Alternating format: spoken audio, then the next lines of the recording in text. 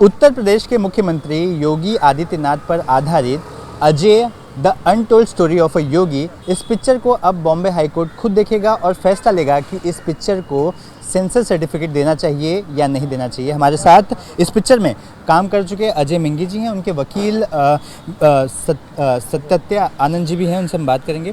आपने इस फिल्म में काम किया है, शुरुआत से आप बताइए कि आखिर आप सीबीएफसी के चक्कर कितने काट रहे हैं और क्या अनुभव आपको देखने मिला कि आपको कोर्ट का दरवाज़ा खटखटाना पड़ा? ये सर हम करीब 1 महीना हो गया सीबीएफसी के चक्कर काटते हुए। हमने जून 4 को सबमिट की थी पिक्चर और अभी तक इन्होंने बिना पिक्चर देखे ही रिजेक्ट कर दिया गया। तो उसके बाद पूछा क्यों रिजेक्ट किया गया, तो उन्होंने कहा कि एक काम करिए, अब तत्काल में इसको सबमिट करिए।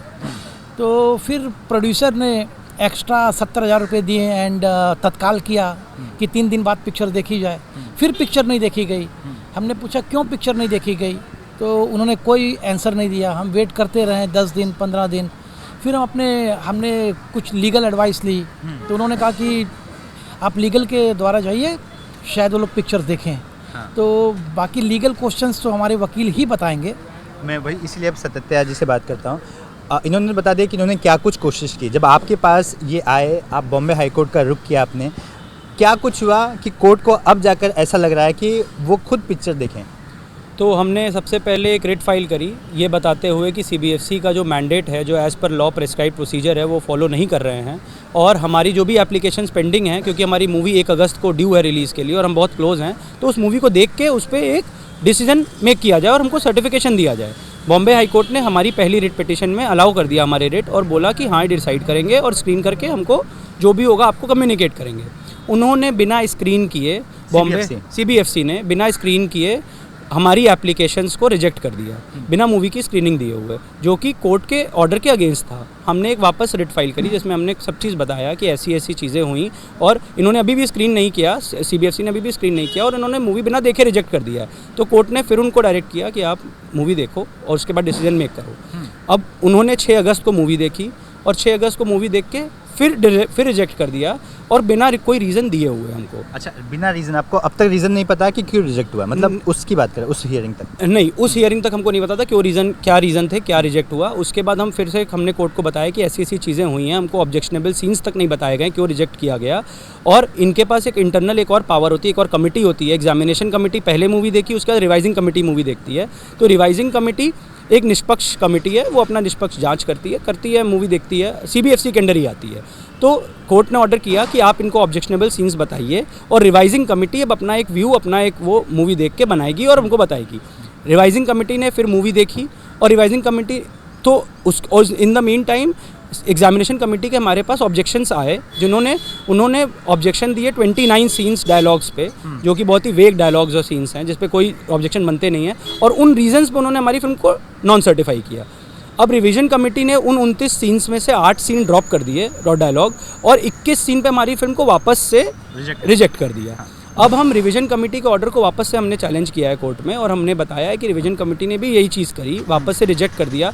और ये जो भी रीजंस हैं, ये रीजंस ऐसे हैं ही नहीं, ये आम मूवीज़ में मतलब बोली भाषा की भाषाएं हैं जिसको बिल्कुल हम रोज़मर्रे में ऐसी बातें करते हैं और वो करते हैं। उन डायलॉग्स, उन सीन्स को कंसिडरेशन में लेके सीबीएफसी ने गलत किया है हमारे साथ और हम अपना खुद का भी जुरिसडिक्शन एक्सीड किया है हमारी मूवी को रिजेक्ट करने में। तो कोर्ट ये चीज़ सुननी चाहिए कोर्ट को और कोर्ट को इस चीज़ का संज्ञान लेना चाहिए। अब कोर्ट ने संज्ञान लिया और कोर्ट ने बोला कि नहीं, ये मूवी को हमेशा आप इन इट्स एंटायरिटी देखते हो, कोई छोटे मोटे सीन्स डायलॉग्स को आप नहीं देखते हो, मूवी क्या मैसेज पास करना चाहती है, मूवी के मैसेज को कैच करते हो।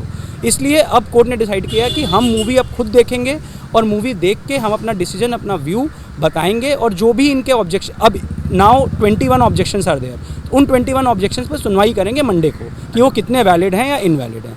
तो कोर्ट जब पूरा कॉन्टेक्स्ट में मूवी देखेगा तो कोर्ट को भी ये पता लगेगा कि क्या सीन्स सही में ऑब्जेक्शनेबल हैं या बनाए गए हैं हमारे लिए। पिछली सुनवाई में कुछ ऐसा भी हुआ था कि योगी जी को पिक्चर दिखाई है पहले, इस तरह की बातें भी आई थी?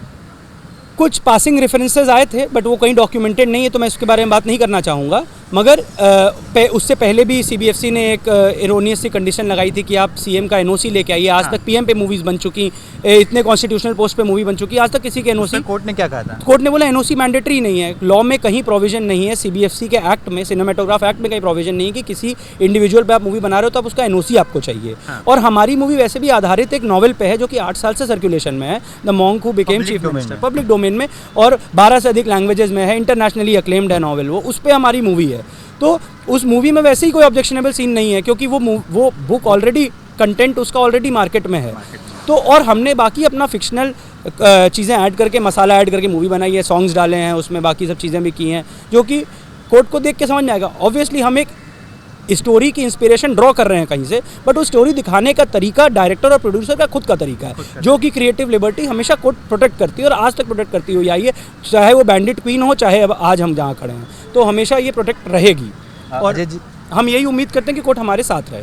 अजय जी, आपसे भी पूछूंगा, आखिर इतना इस पिक्चर को लेकर जो कंट्रोवर्सी सामने आ रही है, सीबीएफसी देखना नहीं चाह रही है, फिर देख रही है, ज़बरदस्ती देख रही है ऐसा लग रहा है, फिर रीज़न्स देकर रिजेक्ट कर रही है, जैसा बता रहे थे सत्येंद्र जी कि ऐसे रीज़न दिए जा रहे हैं जो आम तौर पर लोग बोली भाषा में बात करते हैं।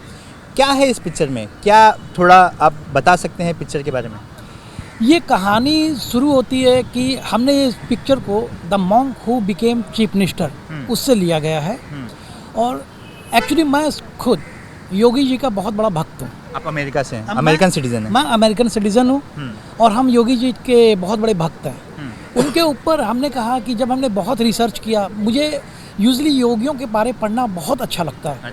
जैसे गौतम बुद्ध, वाल्मीकि, शंकराचार्य, जितने सब योगियों के बारे में पढ़ता था। तो हमने जब योगी आदित्यनाथ जी के बारे पढ़ा तो हम बोला, अरे इनके बारे तो पूरे संसार को जानना चाहिए कि इनकी कहानी आनी चाहिए। यदि इस इंस्पिरेशन से हमने हिंदुस्तान के कुछ लोगों को भी चेंज कर दिया तो मेरा जीवन सफल हो गया। तो इसलिए इस कहानी को हमने उठाया वहाँ से कि योगी जी के ऊपर की कहानी को the monk who became chief minister से लेके इंस्पायर्ड करके बनाया गया। और जब कहानी पूरी ख़त्म हुई, जब बन के रेडी हुई, तो हमने जब सीबीएफसी को दिया, हमें आज तक नहीं पता चला है कि क्यों रिजेक्ट हुआ, कौन उसके पीछे है, क्या कारण है।